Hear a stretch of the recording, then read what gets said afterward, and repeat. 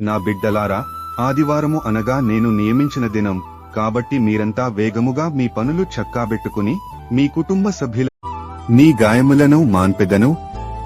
యిర్మీయా 30వ అధ్యాయము 17వ వచనము.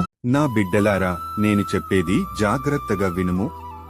ఆదివారము అనగా నేను నియమించిన దినం.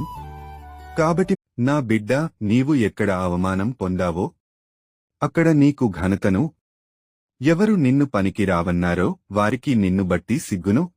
నా పిల్లలారా, మీరు ఏ పని చేసినా ఆ పనిలో విజయము పొందలేక ఓడిపోతున్నారా? అయితే మీరు ఏ పని మొదలుపెట్టినా మొదట నా వాక్యమును చదివి నాకు ప్రార్థన చేసి పని ప్రారంభించుడి. అప్పుడు నేను మీకు తోడై ఉండి విజయమును